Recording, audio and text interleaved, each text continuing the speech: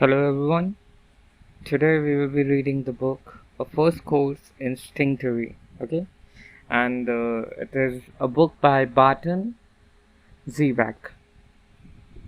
So yeah, we won't be taking much time, and we'll start with the very first chapter of the book.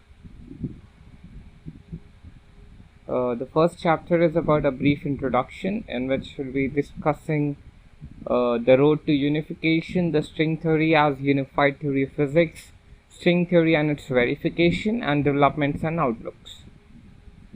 Okay, so we're gonna begin in a moment.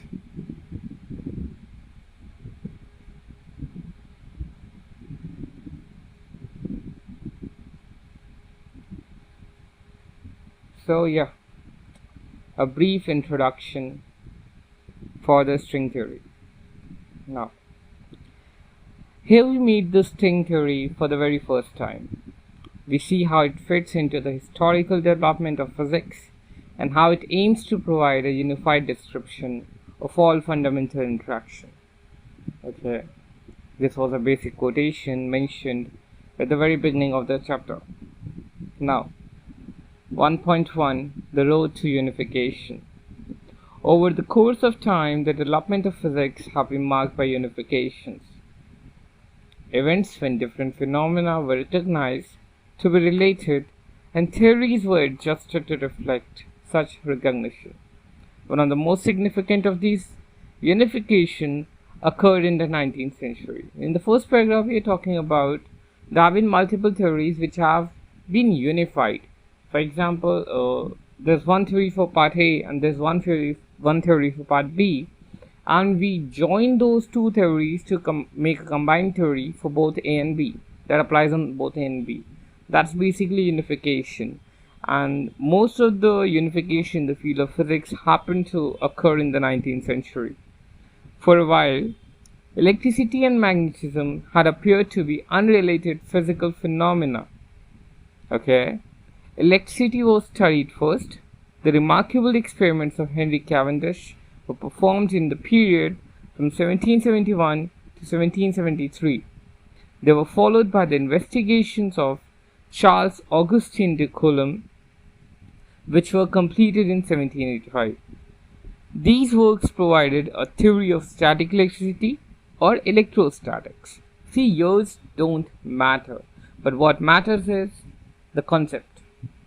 Okay, electricity came in existence between 1771 to 1773, and up to 1785 we got to know about the static electricity, or the branch known as electrostats, which we all studied in our schools. Okay, subsequent researches into magnetism, however, began to reveal connections with electricity. Okay,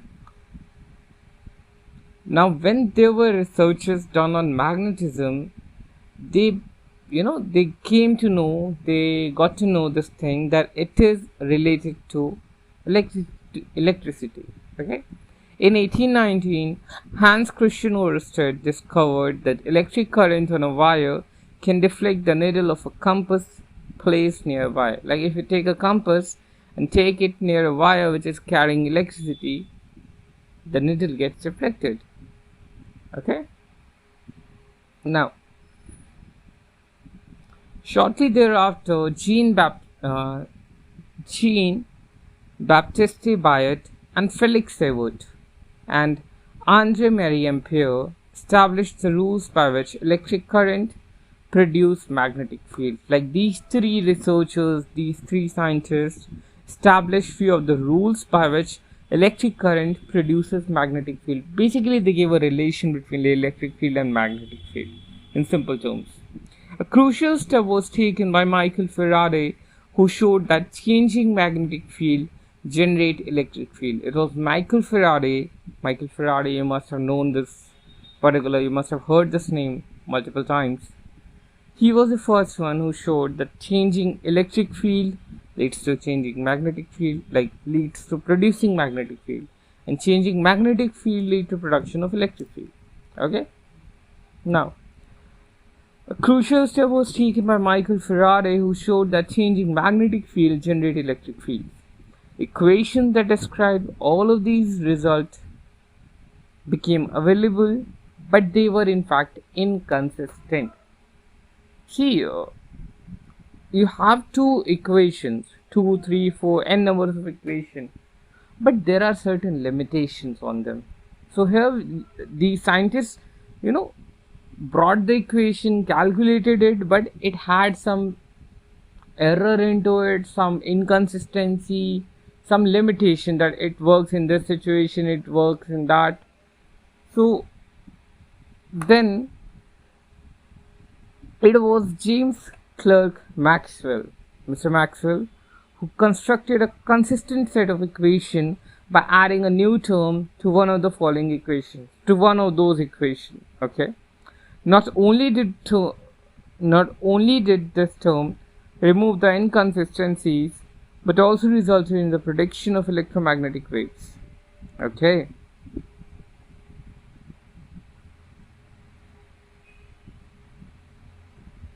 Now, for this great work, the equation of electromagnetism, like the relation between electric field and magnetic field, the equation of electromagnetism are now called as Maxwell's equation. The four major equations which describes the electric field and the magnetic field, taking divergence and curls of electric field and magnetic field and giving their relation. These equations are called Maxwell equation. These equations unify the electricity and magnetism into a consistent whole. Okay. This elegant and aesthetically pleasing unification was not optional. Like, this was not a choice. It had to. Like, it was needed. You cannot really work up with things which are inconsistent.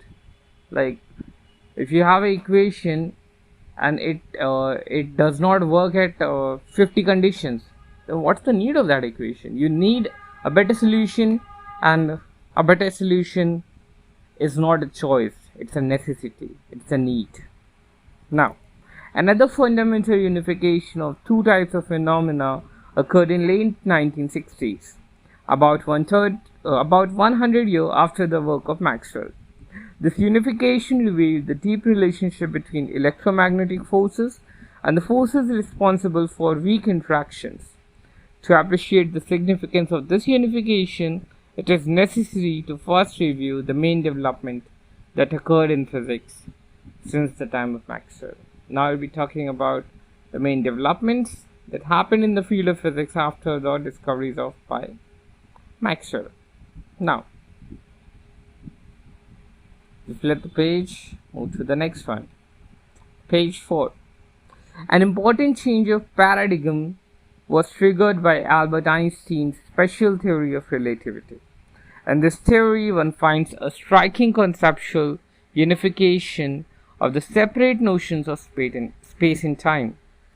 So according to the special theory of relativity, it unified space and time. Different from the unification of forces, the merging of space and time into space-time continuum represented a new recognition of the nature of arena where physical phenomena take place. See, when we unify two forces, okay, then it's quite normal, like nothing changes significantly in the whole world. But when we talk about merging space and time, it was quite significant, okay, into the field of physics. So after that, Newtonian mechanics, that is the mechanics which follows Newton's laws, the three main laws by Newton, the Newton's equation, etc., were replaced by relativistic mechanism, and older ideas of absolute time were abandoned. Like, earlier we used to think that time is an independent quantity. Time is free of all, time is free of everything. But that idea completely changed after this special theory of relativity. Mass and energy was shown to be interchangeable. You must have heard about Einstein mass equation, that is E is equal to delta mc square or E is equal to mc square. This equation directly showed that mass is interchangeable with energy, and energy is interchangeable with mass. Energy is interchangeable with mass. So I currently do not remember any example, but yeah, mass is highly interchangeable into energy. For example, in the nuclear reaction, when you combine two nuclei with mass m and n, and on combining, the total mass will always be less than m plus n, and the rest, the defect in the mass is changed into the form of energy, expressed in the form of heat, sound, and other forms too. So that's mass and energy were shown to be interchangeable. Now another change of paradigm, perhaps an even more dramatic one, was brought forth by the discovery of quantum mechanics. Okay, see, till Einstein it was about space-time only. Like, we discovered space-time, that space and time are interrelated, linked together,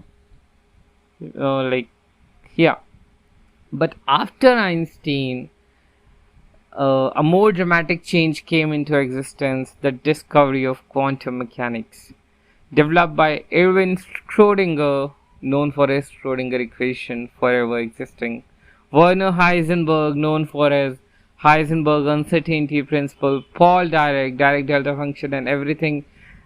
Direct mechanics, I feel like quantum mechanics, Dirac mechanics. Yeah, direct mechanics is the one which is currently existing and in use for studying physics. Another, quantum theory. Sorry for the break. Where was I? Just a second. Yeah. Quantum theory was verified to be the correct framework to describe microscopic phenomena. Okay? Like, the quantum theory, which was, developed by all the scientists we heard above, was verified for the correct framework to describe microscopic phenomena. The term microscopic phenomena is for the minute particles, the microscopic world, the electron, the proton, the photons. Classical mechanics is not accountable and cannot describe the mechanics of these microscopic objects. We needed something which deals on the smaller level, and it was the quantum mechanics.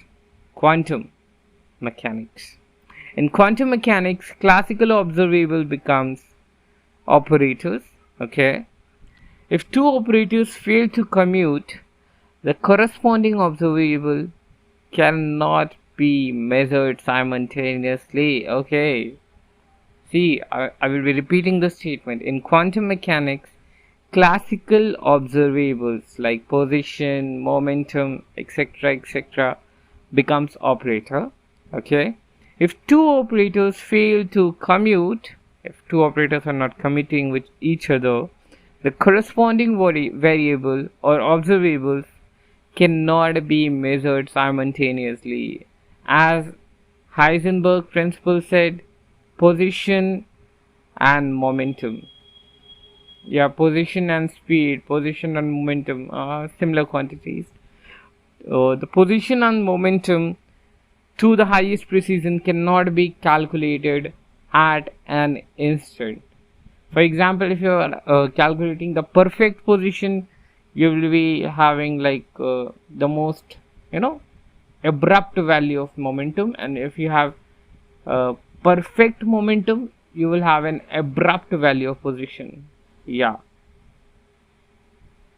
Now, quantum mechanics is a framework more than a theory. It's not just a theory, it's a framework. It gives the rules by which theories must be used to extract In addition to these predictions. developments, 4 fundamental forces had been recognized to exist in nature. Let us have a brief look at them. One of them is the force of gravity.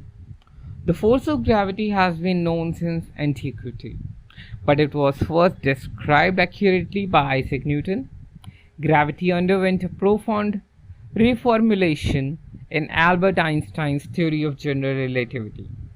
In this theory, the space-time arena of special relativity acquires a life of its own, and gravitational forces arises from the curvature of this dynamical space-time.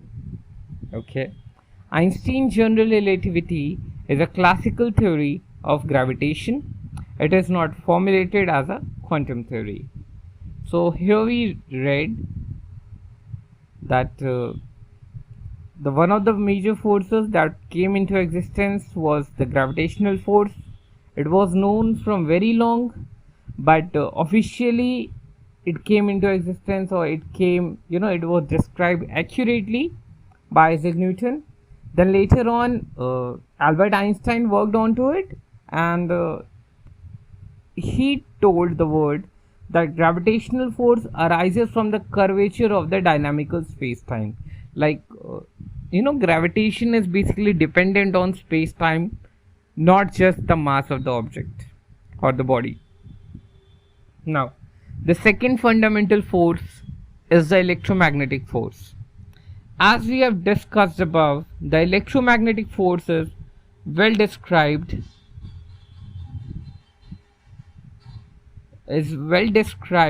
by Maxwell's equation. We have heard it recently that it is Maxwell's equation that describes the electromagnetic force. Electromagnetism or Maxwell theory is formulated as a classical theory of electromagnetic field. The Maxwell's equation, the Maxwell theory, is the classical theory, not quantum, classical theory of electromagnetic fields. As opposed to Newtonian mechanics, which was modified by special relativity, Maxwell theory is fully consistent with special relativity. The good thing about Maxwell's equation or Maxwell's theory is it is consistent with special relativity. The third fundamental force is the weak force.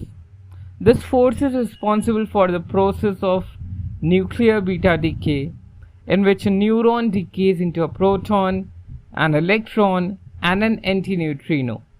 In general, processes that involve neutrinos are mediated by weak forces.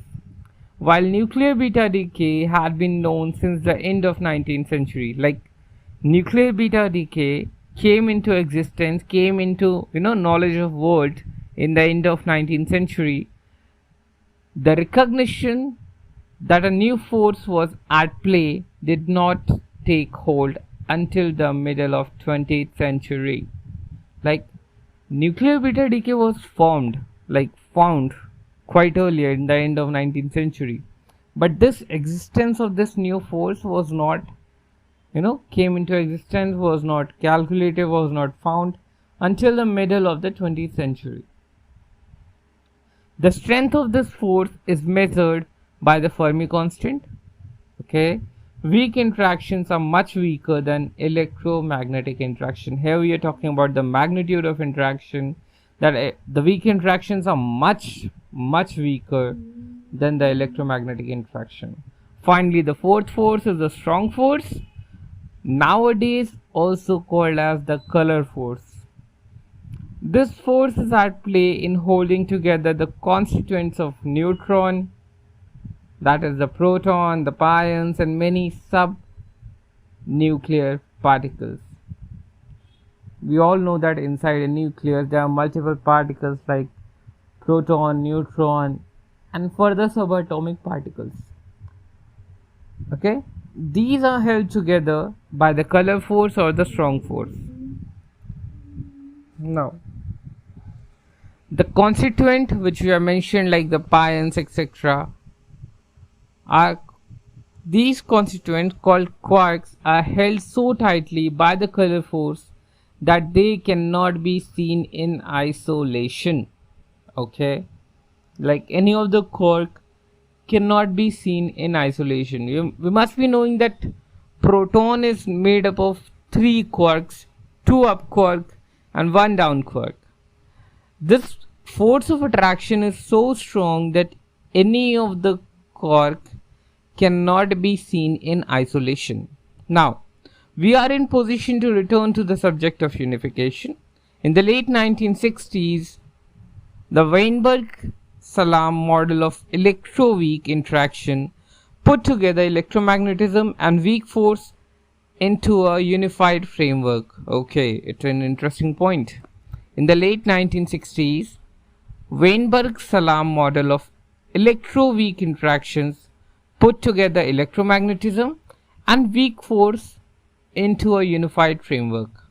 This unified model was neither dictated nor justified only by the consideration of simplicity or elegance.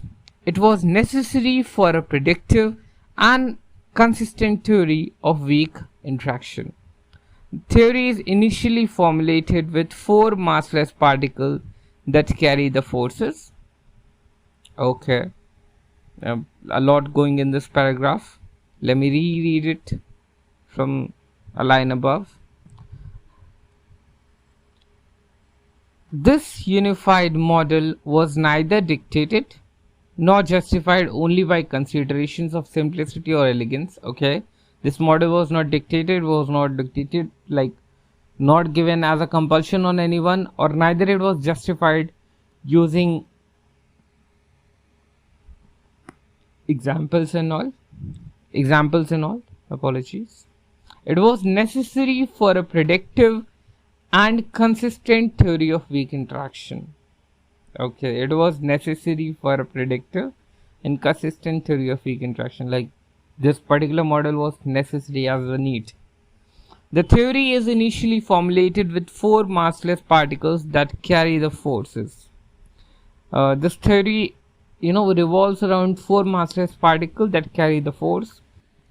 The theory is initially formulated with 4 massless particles that carry the force. Okay, according to the electroweak interaction model. Okay, it was a unified model which basically unified electromagnetism and weak forces into a unified framework. Now, the process of symmetry breaking gives masses to 3 of these particles.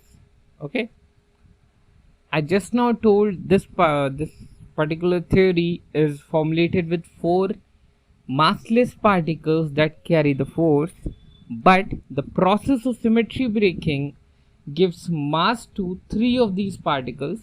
Okay, these particles are the W plus, the W minus, and the Z0.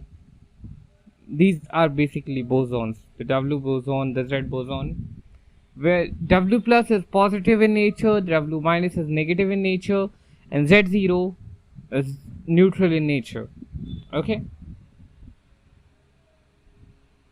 so just a second. These particles are the carrier of weak force. The particles which we mentioned here are the carrier of weak force. The particle that remain massless is the photon. I just now mentioned 3 of them attained the mass. The one that remained massless is the photon, which is the carrier of electromagnetic force or electromagnetic wave. Maxwell's equation, as we discussed before, the equations of classical magnetism, they do not provide a quantum theory. Okay, physicists have discovered quantization method that can be used to turn a classical theory into a quantum theory.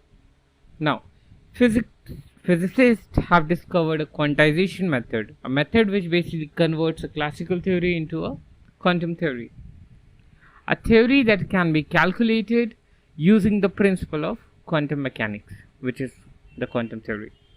Now, while classical electrodynamics can be used confidently to calculate the transmission of energy in power lines, the radiation pattern of radio antennas, it is neither an accurate nor a correct theory for microscopic phenomena.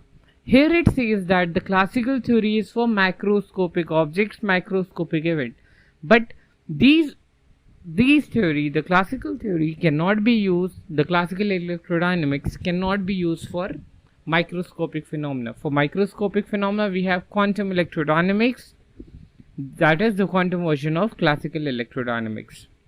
It is required for correct computation in this particular arena.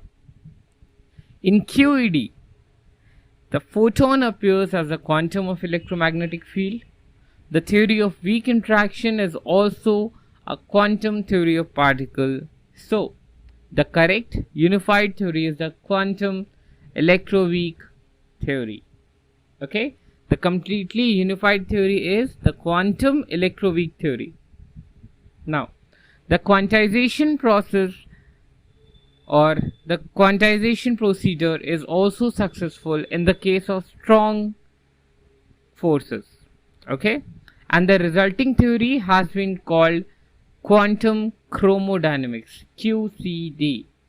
Earlier we heard about QED, that is quantum electrodynamics, and here when quantization process is successful in case of strong force, it is QCD, that is quantum chromodynamics. Chromodynamics is for strong forces, and quantum electrodynamics basically quantum electroweak theory, that is basically a quantum electroweak theory.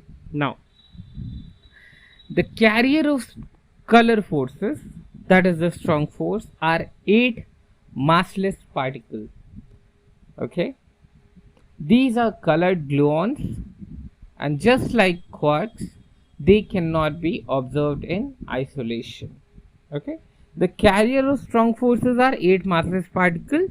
These are colored gluons, and they also cannot be observed in isolation, like you cannot find them in single entity. The quarks respond to the gluons because they carry color. The quarks existing there do respond to the gluons because they both carry color. Okay, color is a quantum property, by the way. Quarks can come in 3 colors. Quarks basically come in 3 colors. Okay, the electroweak theory together with QCD, that is quantum chromodynamics, form the standard model of particle physics. Okay, both the theories, the electroweak theory along with the QCD, that is quantum chromodynamics, form the standard model of particle physics. In the standard model, there is some interplay between the electroweak sector and the QCD sector, because some particles feel both type of forces. Okay, something important is mentioned here, that some particles feel both type of forces, that is electroweak forces as well as the strong forces or the color forces.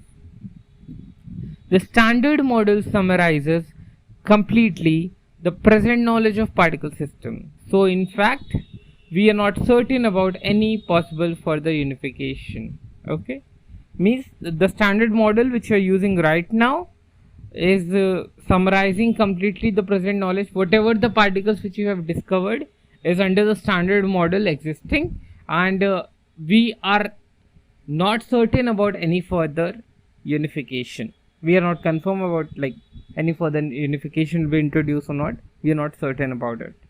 In the standard model, there are 12 force carriers. Okay, 8 gluons, the W plus, the W minus, the Z0, and the photon. These last 4 were for weak forces, and the first 8 gluons were for the strong force or color force. All of these are bosons. Mind that all of the particles that are mentioned here, the 12 force carriers, are bosons, not fermions, bosons. There are also many matter particles, all of which are fermions. Like here we have discussed about 12 force carrier which are bosons. There are also many other matter particles which are the fermions. The matter particles are of 2 types, the leptons and the quarks. Here we are going in depth into the particle physics. We are taking a dig at the particle physics. As it is saying, the matter particles are of 2 types, the leptons and the quarks. The lepton include the electron, the muon, and the tau, and associated neutrinos and antineutrinos. We can list them as electron, muon, tau, and associated neutrinos like electron neutrino, muon neutrino, tau neutrino. Since we must include the antiparticles, this adds up to a total of 12 leptons. We know when neutrinos exist, the antineutrino antiparticles also exist. So for electron we would have anti-electron, for muon we would have anti-muon, for tau we would have anti-tau, for it is basically like that. Now, since we include the antiparticles too, this adds up to a total of 12 leptons, like 6 base leptons and 6 of them are the antiparticles, so we have 12 leptons. The quark carry color charge, electric charge, and they respond to weak force as well as, the quarks, basically the quarks are the one which carry color charge, the electric charge, and quarks respond to the weak forces as well. There are 6 different types of quarks, poetically called flavors. The quarks existing in the universe have been also called as flavors. These are the up quark, the down quark, the charm quark, the strange quark, the top quark, and the bottom quark. And they are denoted by U, D, C, S, T, B respectively. The U and D, that is the up quark and the down quark, for example, carry different electric charge and respond differently to the weak force. Each of 6 quark flavor listed above come in 3 colors. So this gives 6 into 3, that is 18 particles. Each of the quark mentioned is basically made up of 3 colors. So total number of particles would be 6 into 3, that is 18 particles. Including the antiparticle, when we include the antiparticle, we get a total of 36 quarks. Adding leptons and quarks together, we have a grand total of 48 matter particles. Now, again adding matter particles and force carrier together, we have a total of 60 particles in the standard model. In the standard unified model, we have 60 particles. It includes the leptons, the other particles, it includes the leptons, the quarks, the muon, etc., etc. Whatever the particles that were discovered is basically included in the standard model.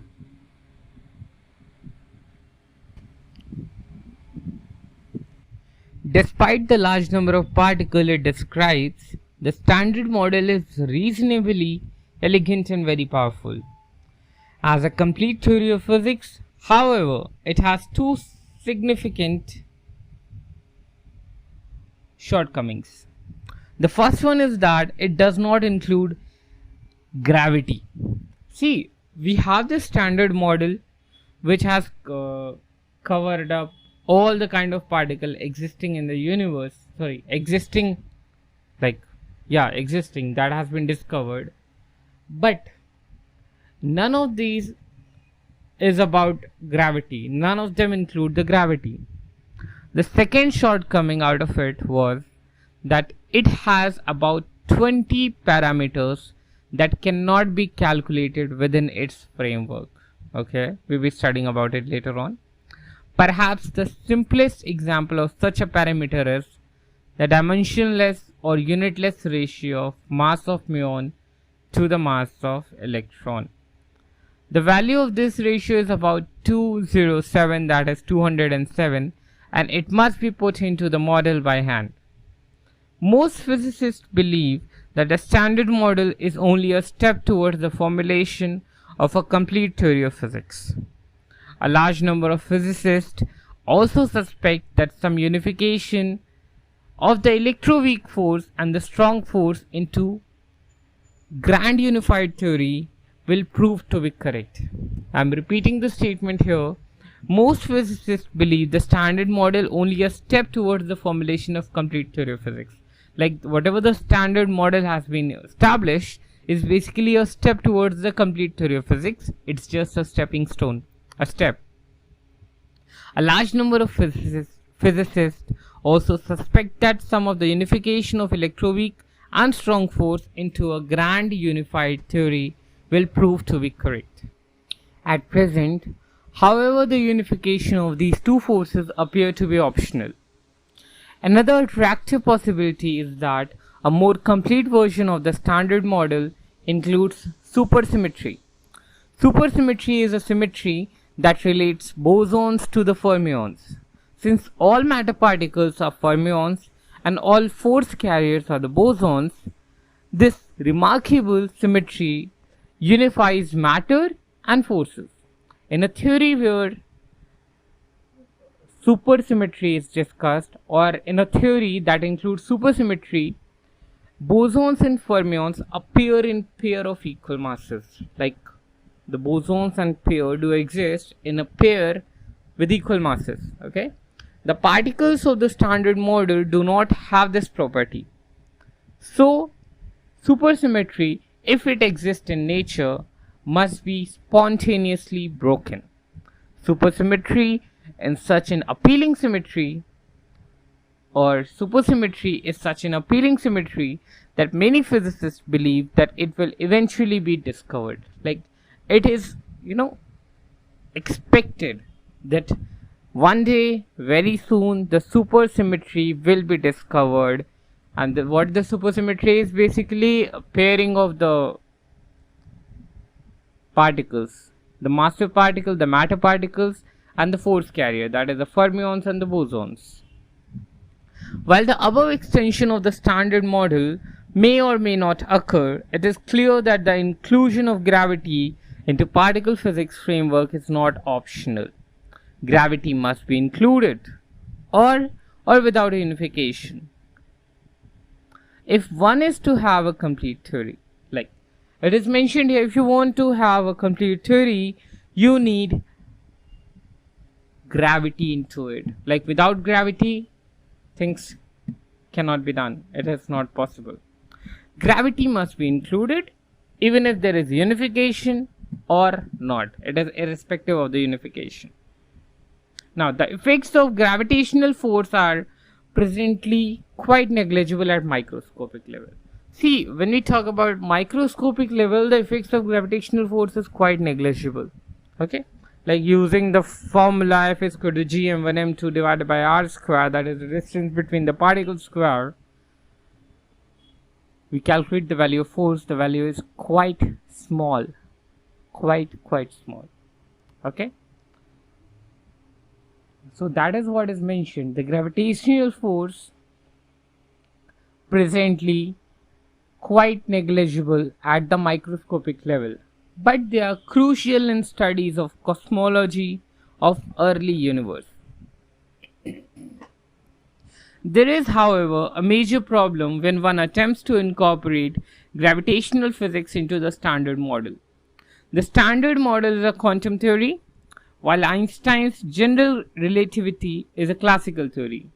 It seems very difficult, if not altogether possible, to have a consistent theory that is partly quantum and partly classical. See, we are talking about two different approaches. One is the classical, one is the quantum, and it can be possible to have a theory which is quantum and classical both in nature, but it's tough. It seems difficult.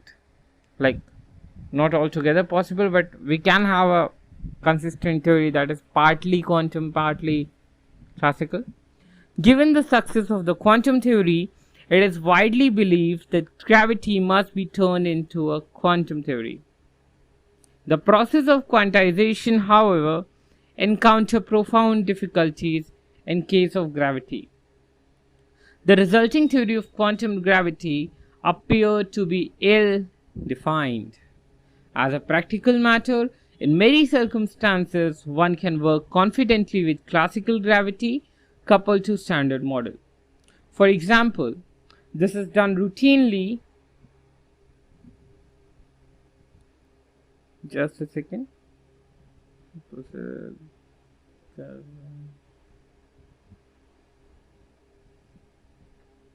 This is done routinely in present day descriptions of the universe. A theory of quantum gravity is necessary, however, to study physics at times very near to the Big Bang and to study certain properties of black holes. So here we have mentioned a theory of quantum gravity is necessary if you want to study about the Big Bang theory, if you want to study about the black holes, and an imaginary concept about wormholes too. Though it's imaginary, but people believe that one day there will be found wormhole somewhere lost in between the dimensions of the earth, somewhere where it is existing but not visible. Wormholes might be possible someday. Formulating a quantum theory that includes both gravity and other forces seems fundamentally necessary. A unification of gravity with other forces might be required to construct the complete theory. Okay? To get the complete theory, we need to, unify this gravity with other 1.2 string theory as a unified theory of physics. String theory is an excellent candidate for a unified theory of all forces in nature. It is also a rather impressive prototype of a complete theory of physics. In string theory, all forces are truly unified in a deep and significant way. In fact, all the particles are unified. String theory is basically a quantum theory, and because it includes gravitation, it is a quantum theory of gravity. What did we say? The string theory is a quantum theory, first thing, and the next thing is it includes gravitation, which is not so common. Okay? Hence, the string theory is a quantum theory of gravity. Viewed from the perspective and recalling the failure of Einstein's gravity to yield a quantum theory, one may conclude that in string theory, all other interactions are necessary for the consistency of quantum gravitational sector. See, it is mentioned here, like when we see from the perspective of Einstein theory, or recall the failures of Einstein's gravity to yield a quantum theory, we may conclude that in string theory, all the interactions are necessary for the consistency of quantum gravitational sector. While it may be difficult to measure the effect of quantum gravity directly, a theory of quantum gravity such as string theory may have testable predictions concerning the other interaction. Why is string theory a truly unified theory? Okay, the question put forward here is, why is the string theory a truly unified theory? The reason is quite simple and it goes to the heart of the theory. In string theory, each particle is identified as a particular vibrational mode of an elementary microscopic string. I'm repeating it. In string theory, each particle is identified as a particular vibrational mode of an elementary microscopic string. A musical analogy is very appropriate. Just as a falling string can vibrate in different modes, and each mode corresponds to a different sound, the modes of vibration of a fundamental string can be recognized as different particles we know. One of the vibrational stages of string is the graviton. Note here, one of the gravitational states of string is the graviton, the quantum of gravitational field. Okay, like we know quanta is known for the energy packet of the photon, the EM wave, that is the sunlight. Basically, energy is stored in the form of quanta, the energy packets called quanta. Similarly, when we talk about gravitation using this string theory, we can say one of the vibrational state of the string is the graviton. Okay, What is graviton? Graviton is basically a quantum of the gravitational field, or the packet of a gravitational field, in simple words. Since there is just one type of string and all the particles arise from string vibrations, all the particles are naturally incorporated into a single theory. This is what we were searching for, a unified theory. According to this theory, there is only one type of string and all the particles arise from string vibration. Okay? Hence, all the particles are naturally incorporated into a single theory. When we think in string theory of a decay process, like alpha particle on decay gives beta and gamma particle, where an elementary particle, the reaction I mentioned, when an elementary particle alpha decays into particles beta and gamma, we imagine a single string vibration in such a way that it is identified as particle alpha, which breaks into two strings that vibrate in ways that identifies them as beta and gamma. Let me make it little simple for you. For example, if you have one string alpha, okay, now it is basically vibrated, not vibrated, I would say. There is just one particle, the alpha particle. Alpha particle is broken into two strings. Okay. For example, I had one particle, it is broken into two strings, and the string which we have found after breaking are similar to the beta particle and the gamma particle. So we call them basically the beta particle and the gamma particle. Since string may turn out to be extremely tiny, it may be difficult to observe directly the string-like nature of particles. Important point. Since these strings are very tiny, it is difficult to observe the string-like nature of the particle directly. Are we sure that string theory is a good quantum theory of gravity? There is no complete certainty yet, but the evidence are good. Indeed, the problem that occur when one tries to quantize Einstein theory do not seem to appear in string theory. Okay, the problem that occur when one tries to quantize Einstein theory do not seem to appear in string theory, like the quantization problem which we are facing while working with Einstein theory are not visible. Those problems are not visible in the string theory. For a theory as ambitious as string theory, a certain degree of uniqueness is clearly desirable.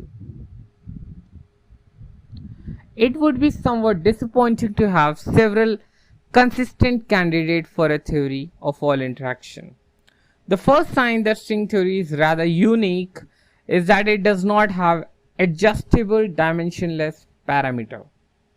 As we mentioned before, the standard model of the parameters, or the standard model of the particle physics has about 20 parameters which must be adjusted to some precise values.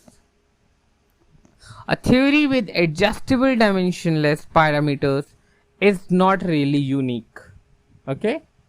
When the parameters are set to different values, one obtains different theories with potentially different predictions.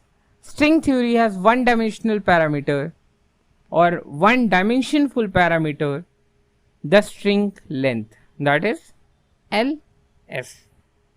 Its value can be roughly imagined as a typical size of the string. Okay. Another intriguing sign of the uniqueness of string theory is the fact that the dimensionality of space-time is fixed. A physical space-time is 4-dimensional with 1 time dimension and 3 space dimension. In the standard model, this information is used to build the theory. It is not derived. In string theory, on the other hand, the number of space-time dimensions emerges from a calculation. The answer is not 4, but rather 10. Yes, it is an interesting point. This answer is not 4, it's rather 10. Some of the dimensions may hide, okay? Some of the dimensions may hide from plain view if they curl up into space that is small enough to escape detection in experiments done with low energies. If string theory is correct, some mechanism must ensure that the observable dimensionality of space-time is 4. Okay? The lack of adjustable dimensionless parameter is a sign of the uniqueness of the string theory. It means that the theory cannot be deformed or changed continuously by changing these parameters. But there can be other theories that can be reached by continuous deformations. So how many string theories are there? Let us begin by noticing 2 broad subdivisions. There are open string and there are closed string. Open string have 2 endpoints while closed string have no endpoints. One can consider theories with only closed string and theories with both open and closed string. Since open string generally can close to form closed strings, we do not consider theories with only open string. See, here we have mentioned the case that we do not consider only open string, okay, as the open string generally can close to form closed string. So we do not need to consider the theories with open string. The second subdivision is between bosonic string theories and superstring theories. Bosonic string live in 26 dimension and all of their vibration represents bosons. Since they lack fermion, bosonic string theories are not realistic. They are, however, much simpler than the superstring, and most of the important concepts in the string theory can be explained in the context of the bosonic string. The superstring live in 10-dimensional space-time and their spectrum of states includes bosons and fermions. In fact, these 2 sets of particles that are related by supersymmetry, the supersymmetry term is therefore an important ingredient in string theory. All relativistic or realistic model of string theory are built from superstring. In all the string theories, the graviton appears as a vibrational mode of closed string. In string theory, gravity is unavoidable. See, in earlier theories, we used to see that there was no gravity. In the standard model earlier found, there was nothing causing the significance of gravity. But here in the string theory, the gravity is unavoidable. By the mid-1980s, 5 10-dimensional superstring theories were known to exist. Okay. By the mid-1980s, like around 1985, 5 10-dimensional superstring theories were known to exist.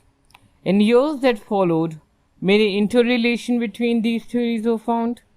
Moreover, another theory was discovered by taking a certain coupling limit of one of the superstring.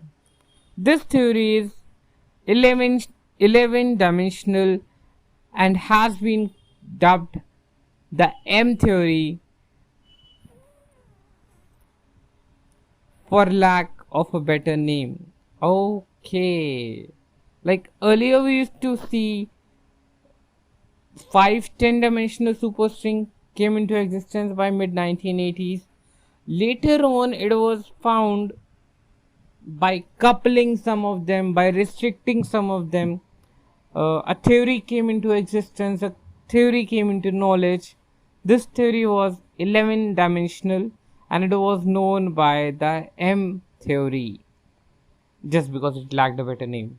Now, it has become quite clear that the 5 superstring and M theory are only facts or only facet or different limit of a single unique theory. Okay. At present, this unique theory remains fairly mysterious. It is not yet clear whether or not the set of bosonic string theories is connected to the web of superstring theories. Like, it is actually, the picture is not clear yet, like whether these bosonic strings, the 26 existing 26, yeah, the bosonic strings are connected to the web of superstring theories or not. All in all, we see that the string theory is a truly unified and possibly unique theory. It is a candidate for a unified theory of physics, a theory Albert Einstein tried to find ever since his discovery of general relativity. Einstein would have been surprised, perhaps disturbed, by the prominent role that quantum mechanics has played in string theory. But string theory appears to be a worthy successor of general relativity. It is almost certain that string theory will give rise to a new conception of space-time. The prominence of the quantum mechanics in string theory would not have been surprised Paul Dirac. His writing on quantization suggested that he felt that deep quantum theories arise from the quantization of classical physics. This is precisely what happens in the string theory. The book which we are reading here will explain in detail, okay? It will explain in detail how string theory will, at least in its simplest form, is nothing but the quantum mechanics of classical relativistic strings. Yep. 1.3 String theory and its verification. It should be said that at the outset, as of yet, there has been no experimental verification of the string theory. In order to have experimental verification, one needs a sharp prediction. It has been difficult to obtain such a prediction. String theory is still an early stage of development, and it is not so easy to make predictions with a theory that is not well understood. Still, some interesting possibilities have emerged. As we mentioned earlier, superstring theories require a 10-dimensional space-time, 1 dimension of time and 9 dimension of space. If string theory is correct, extra spatial dimensions must exist even if we have not seen them yet. Can we test the existence of these extra dimensions? If the extra dimensions are the size of Planck's length, that is by the symbol L, P, the length scale associated with 4-dimensional gravity, they will remain beyond direct detection, perhaps forever. It is mentioned here, if the extra dimension are the size of the Planck's length, that is LP, then it will remain beyond direct detection. We cannot detect it directly. The LP, that is the length scale of Planck's length, is nearly about 10 raised to the power minus 33 centimeters or 10 raised to the power minus 35 meters, and this distance is many orders of magnitude smaller than 10 raised to the power minus 16 centimeter, which is roughly the smallest distance that has been explored with particle accelerators. See, the minimum distance, the shortest distance that has been found existing in the universe is using the particle accelerator is 10 raised to the minus 16 centimeter. And when the observation, the dimension is in the parameters of the Planck's length, that is minus 33 centimeter, 10 raised to the minus 33 centimeter, it is infinite. It is infinitely small. This scenario was deemed to be most likely. It was assumed that in string theory, the length scale Ls coincides with the Planck's length, in which case extra dimension Planck,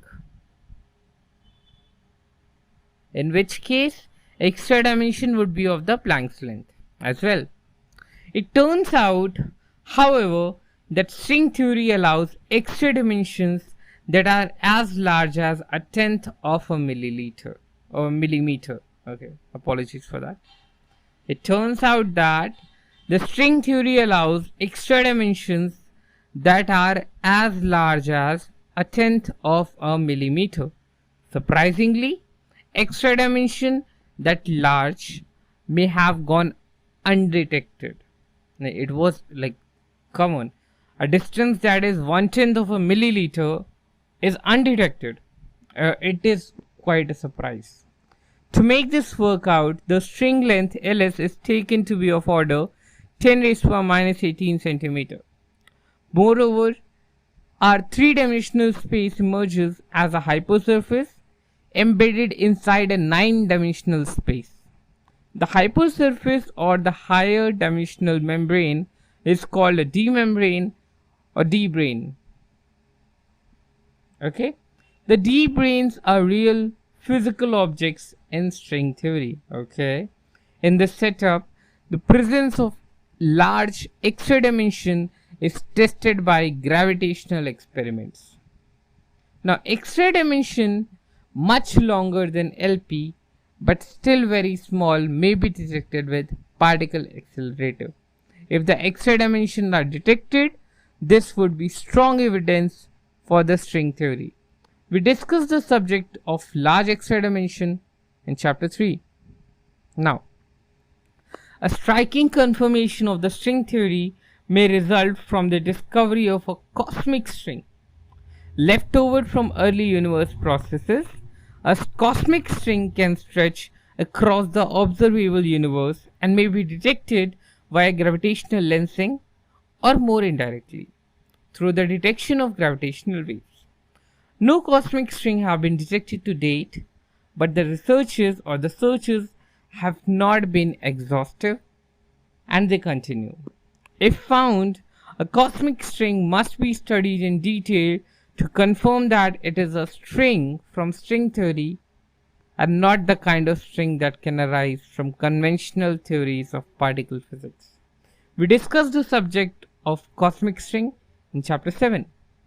Another interesting possibility has to do with the supersymmetry. Yeah. If we start with the 10-dimensional superstring, like considering the 10-dimensional superstring theory, and compactify the extra 6 dimensions, the resulting 4-dimensional theory is, in many cases, supersymmetric. No unique predictions have emerged for specific details of the 4-dimensional theory, but supersymmetry may be a rather generic feature.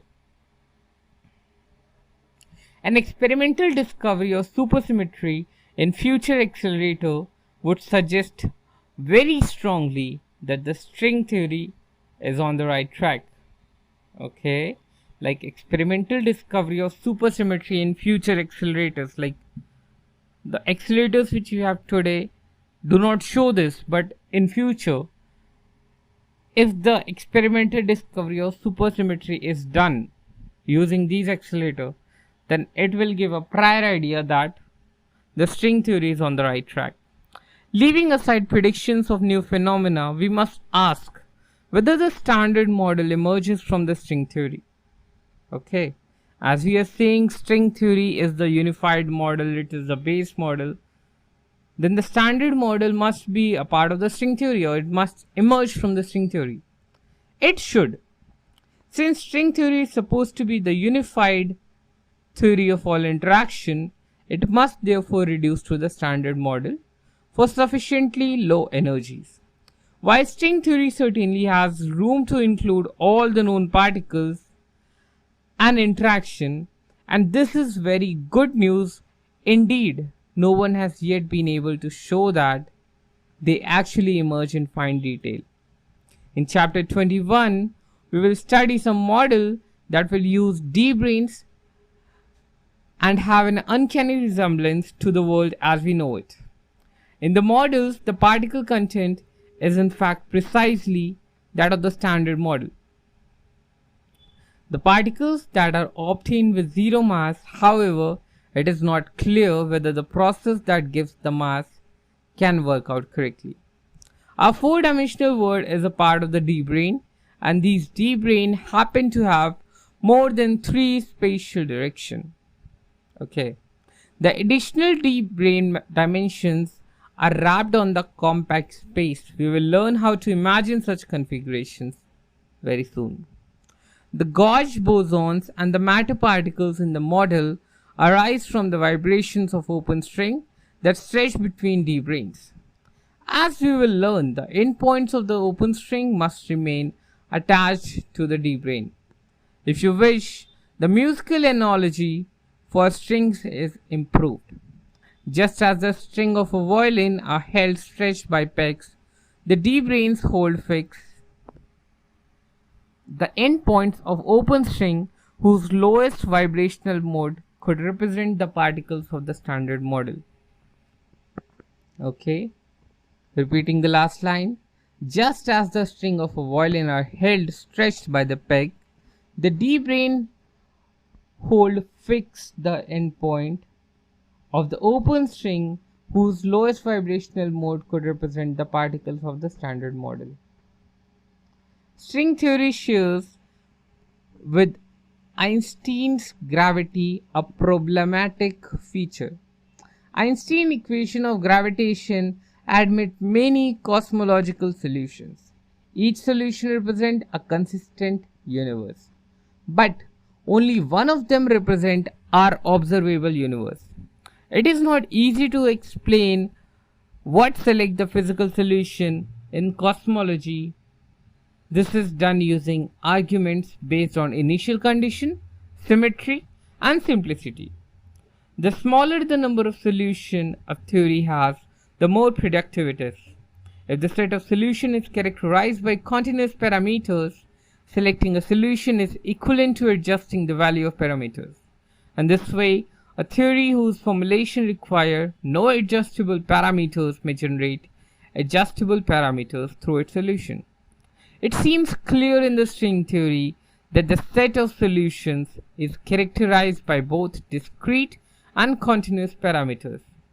In order to reproduce the standard model, it seems clear that string model must not have continuous parameters. Such parameters imply the existence of massless field that has not been observed. It was not easy to find model without continuous parameters, but that became possible recently in context of flux complexification, models in which the extra dimension are threaded by analogues of electric and magnetic field. There is an extraordinary large number of such models, certainly more than 10 raised to power 500 of them. There are even more models that manage to avoid continuous parameters by other means. Physicists speak of a vast landscape of string solutions or models. In this light, we can wonder what are the possible outcomes of the search of a relativistic or realistic string model. One possible outcome, basically the worst one, is that no string model in the landscape produced the standard model, and this would rule out the string theory. Another possible outcome, which could be the best one, is that one string model reproduces the string model. Moreover, the model represents a well isolated point in the landscape. The parameters of the standard model are thus predicted. The landscape may be so large that the strange possibility emerges. Many string models with almost identical properties, all of which are consistent with the standard model to the accuracy that is presently known. In this possibility, there is a loss of predictive power. Other outcome may be possible. String theorists sometimes say that the string theory has already made at least one successful prediction. It predicted gravity. I heard this from scientist John. There is a bit of jest in saying so. After all, gravity is the oldest known force in nature. I believe, however, that there is very substantial point to be made here. String theory is the quantum mechanics of the relativistic string.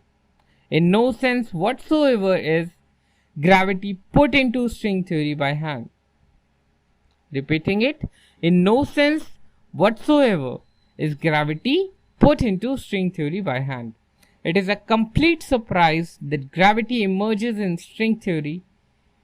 Indeed, one of the vibrations of the classical relativistic string correspond to the particle of gravity. It is a truly remarkable fact that we find the particle of gravity among the quantum variables or quantum vibration of relativistic string. Repeating the last line again, it is truly remarkable fact that we find the particles of gravity among the quantum vibration of relativistic string. We will see in detail how this happens as we progress through this book. The striking quantum emergence of gravitation in the string theory. 1.4 Developments and outlook. String theory has been a very stimulating and active area of research ever since Michael Green and John showed in 1984 that superstrings are not afflicted with the fatal inconsistencies that threaten similar particle theories in 10 dimensions. I repeat, string theory has been very stimulating and active area of research ever since Michael Green and John showed in 1984 that the superstrings are not afflicted with fatal inconsistencies that threaten similar particle theories in 10 dimensions. Much progress has been made since then. Since string theory has provided new and powerful tools for understanding the conventional particle physics theories, gauge theories in particular. There are kind of theories that are used to formulate the standard model. Close cousins of these gauge theories arise on string theory, D-brane. We examine D-branes and the theories that arise on them in detail beginning in chapter 15. A remarkable physical equivalence between a certain four-dimensional gauge theory and a closed superstring theory, the ADS/CFT correspondence, is discussed in chapter 23, as we will explain in the future classes, the future chapter. The corresponding has been used to understand the hydrodynamical properties of quark-gluon plasma created in the collision of gold nuclei at high ion colliders.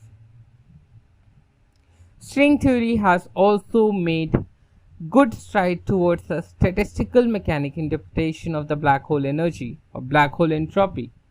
We know that the pioneering work of Jacob Bekenstein and Stephen Hawking that black holes have both entropy and temperature. In statistical mechanics, these properties arise in a system that can be constructed in many degenerate ways using its basic constituents. Such an interpretation is not available in Einstein's gravitation, where black holes seem to have few, if any, constituents. In string theory, however, certain black holes can be built by assembling together various types of D-branes and the string in a controlled manner. For such black holes, the prediction or the predicted Bekenstein entropy is obtained by counting the number of ways in which they can be built with their constituent D-brane and strings. In fact, the class of black hole,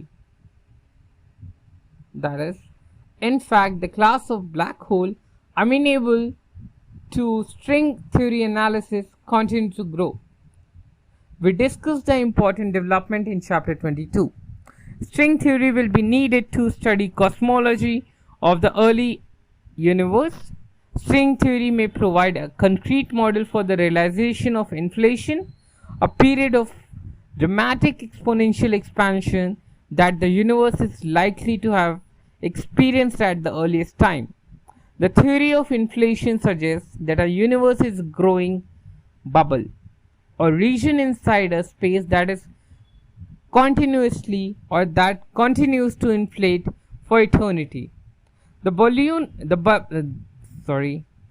or the bubble continue to emerge forever, and some have remarked that every model in the landscape may be physically realized in some bubble. Inflation does not appear to be eternal in the past, so some kind of beginning seems necessary. The deepest mysteries of the universe seem to lie hidden in the regime where classical general relativity surely breaks down. String theory should allow us to peer into the unknown realm. Someday we may be able to understand how universe came into existence or came into being. If it does, or how much this universe could have existed forever in the past, and if it did. Most likely, answering such question will require a mastery of string theory that goes beyond our present abilities. String theory is in fact an unfinished theory. Much has been learned about it, but in reality we have no complete formulation of the string theory. A comparison with Einstein's theory is illuminating. Einstein's equations for general relativity are elegant and geometrical. They embody the conceptual foundation of the theory and feel completely up to the task of describing the gravitation. No similar equations are known for the string theory, and the conceptual foundation of the string theory remain largely unknown. String theory is an exciting research area because the central ideas remains to be found. Describing nature and formulating the theory, those remain the present day challenges of string theory.